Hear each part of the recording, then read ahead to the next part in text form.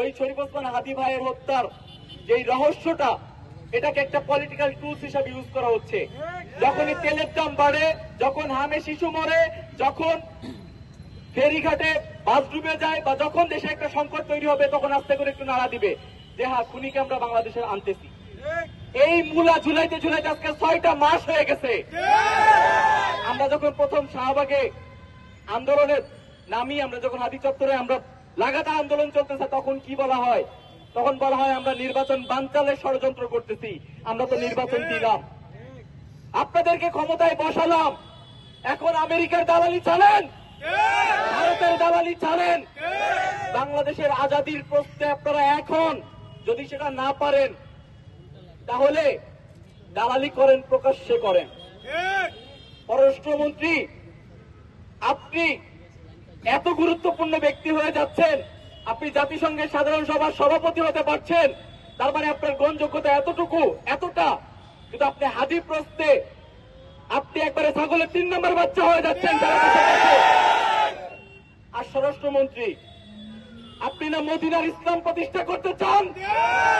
আপনি বাংলাদেশের ইসলামী প্রতিষ্ঠা করেন, আপনি ইনসাফ কায়েম করেন হাদি প্রশ্নে। না হলে আপনাদের সংসদে যে হাসিগুলা দেখি আমরা, এই হাসিটা বেশি দিন টিকবে না, এই হাসিটা বেশি দিন টিকবে না। শহীদ শরীফ ওসমান হাদির আদর্শ, নৈতিকতা, ওসমান হাদির রাজনীতি মতাদর্শ আমাদের মায়েদের অন্তরে, মায়েদের আত্মার ভিতর পৌঁছে গেছে।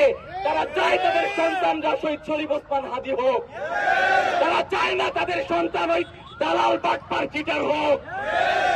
দালাল মন্ত্রী হওয়ার চেয়ে, আরেকটা দেশের পা চেটে গোলামি করে মন্ত্রী হওয়ার চেয়ে শহীদ শরীফ ওসমান হাদি হয়ে ওই কবরে শুয়ে থাকা আরো শতগুণে শতগুণে শতগুণে ভালো। আমরা সবাই 20 বছর বাঁচতে চাই, 20 মাস বাঁচতে চাই, 20 দিন বাঁচতে চাই, শহীদ শরীফ ওসমান হাদি হয়ে বাঁচতে চাই, দালাল মন্ত্রী প্রতিমন্ত্রী হয়ে বাঁচতে চাই না। অবশ্যই অবশ্যই শহীদ শরীফ ওসমান হাদি হত্যার বিচার আপনাদেরকে করতে হবে। আপনারা যদি মনে করে থাকেন দেশে বিভিন্ন ধরনের ন্যারেটিভ উৎপাদন করে, বিভিন্ন ধরনের ইস্যু ক্রিয়েট করে ওসমান হাদিকে বিতর্কিত করার চেষ্টা করবেন, তাহলে আপনারা বোকার স্বর্গে বাস করছেন। ওসমান হাদি পলিটিশিয়ান ছিল 10% বা আরো কম, সে ছিল কালচারাল অ্যাক্টিভিস্ট, সে ছিল কালচারাল ফাইটার।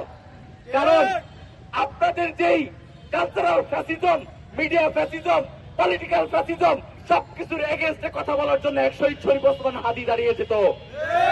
সেই ওসমান হাদির প্রশ্নে সাংস্কৃতিক আমাদের যত কালচারাল অ্যাক্টিভিস্ট আছে, যত পলিটিক্যাল অ্যাক্টিভিস্ট আছে, আমি সকলকে আহ্বান জানাবো, দল মত মতাদর্শ নির্বিশেষে শহীদ শরীফ ওসমান হাদির প্রশ্নে, বাংলাদেশের আজাদির প্রশ্নে সবাই আরো একবার যদি রাজপথে নামার দরকার হয়, আপনারা অবশ্যই অবশ্যই রাজপথে নামবেন ইনশাআল্লাহ। বাংলাদেশ সরকারকে হুঁশিয়ারি দিয়ে বলছি, সবকিছু করেন। শহীদ শরীফ ওসমান হাদি আমাদের জুলাইয়ের সহযোদ্ধা, শহীদ শরীফ ওসমান হাদি শাপলার সহযোদ্ধা, শহীদ শরীফ ওসমান হাদি 18 কোটা সংস্কার আন্দোলনের সহযোদ্ধা, মোদী বিরোধী আন্দোলনের সহযোদ্ধা। এবং এটা স্পষ্টভাবে ভারত থেকে এই স্টেটমেন্ট আসতেছে, ভারতের সুস্পষ্ট মদদে আমাদের শহীদ শরীফ ওসমান হাদিকে হত্যা করা হয়েছে।